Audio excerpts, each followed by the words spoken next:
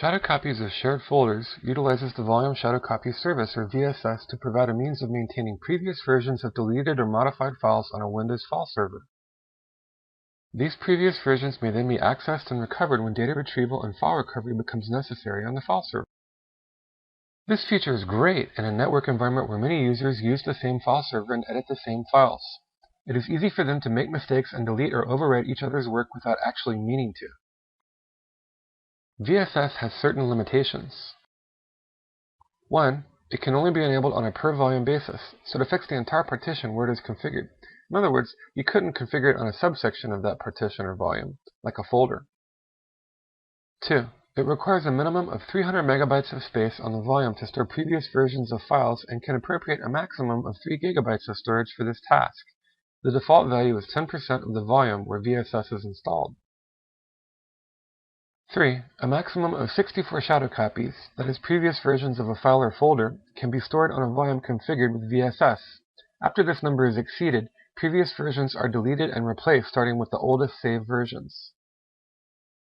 4. By default, each day shadow copies will take 2 snapshots of the VSS volume, one at 7 a.m. and one at 12 p.m. This means that each day you get 2 copies where you can go back to previous versions.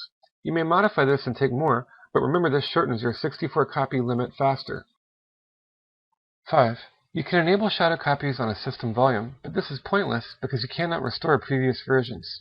You should only enable shadow copies on non-system volumes where you can use the restore function. Today we're going to implement shadow copies, which gives you a way of creating previous versions of files in your file servers. So if your users inadvertently delete a file or change something, you can go back. And by default, it'll make 2 shadow copies a day. At 7 a.m. and 12 p.m. and also by default you need about 300 megabytes of hard drive space, as a minimum for keeping previous versions. You can allocate more, but when you run out of space, what happens is that shadow copies will go back and start deleting the previous versions or the least or recent copies of things that were saved or copied. So to set this up, you're going to need at least 2 hard drives. And the reason is, I'm going to open up my computer here, but yeah, I could right-click and I could go to Configure Shadow Copies and I could configure it on the C drive. But if I did, although I can enable it on the C drive and I can create a shadow copy, I can't revert. Watch what happens if I try to revert. It'll tell me a volume that contains operating system files or resides on a clustered shared disk cannot be reverted. Okay, so as a minimum, I'm going to go ahead and delete that and disable that on my system drive. As a minimum, you're going to need at least one other partition, and actually really you want a separate physical drive to get some decent performance out of the tool. So I'm going to configure and enable shadow copies here on this drive, data, given the drive letter E. I'm just going to go configure shadow copies, and I'm going to go enable, and notice that when I do that, it automatically creates a copy there. And right now I don't have any shares, so I'm going to click on OK. I'm going to go ahead and make a couple of shares here. On this folder, I'm going to make one share and call it Data 1. I'm going to make another share and I'll call it Data 2. So I'm making the folders. Now let's go and share them out. So advanced sharing, check everyone, full permission, OK. Security, edit, add, everyone, full permission, OK. And now let's do the second folder.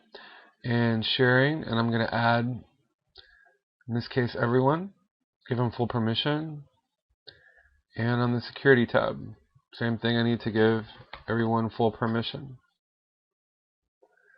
Alright, remember that when it comes to network shares, the effective permissions that a user has are the combination of what they, the access control entries, that is discretionary access control lists that they have, the local permission on the security tab, as well as the share permission. It's the most restrictive combination of the two. So if I'm going to give write access across the network, then they need write access on both the local permission and the network permissions or share permissions.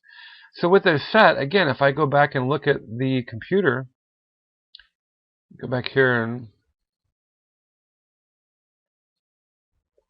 go to shadow copies, notice now I have 2 shares that are being protected.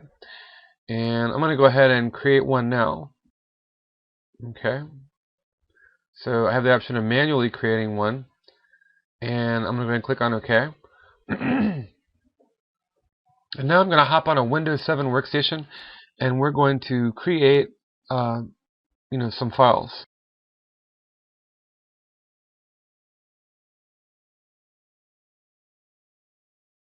So I'm on my Windows 7 workstation now, and I'm logged in as Adama. That's the user. And I'm going to go to my file server, which is the Pegasus, running shadow copies. And here are my two shares. And I'm just going to make some files in this folder here. So from across the network, I'm just creating some files.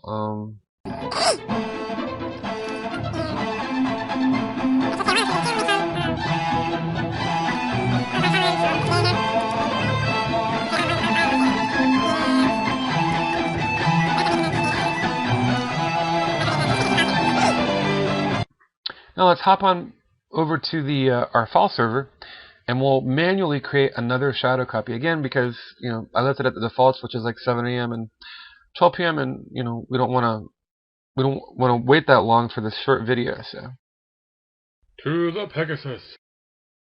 I'm back on the Pegasus, my file server, and I'm going to go ahead and look at the shadow copies tab here.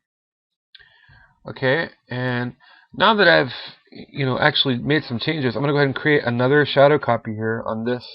So I'm just going to say create now. Okay, and now that I have, notice that in this case it was 3:32 p.m., which was the current time that that shadow copy was made. All right, and if I want to look at previous versions, I can go here and I can open, and notice now in my shadow copy I can actually go back to those previous versions and restore them if need be. So if I were to go here, and I could actually copy these, I could access them, I could use them, but they're now available to me. If I want to, I can restore, I can copy to another location, or I can open and browse. So let's just do a restore here. Okay. So just kind of a brief look at shadow copies there, and a very useful feature on a network.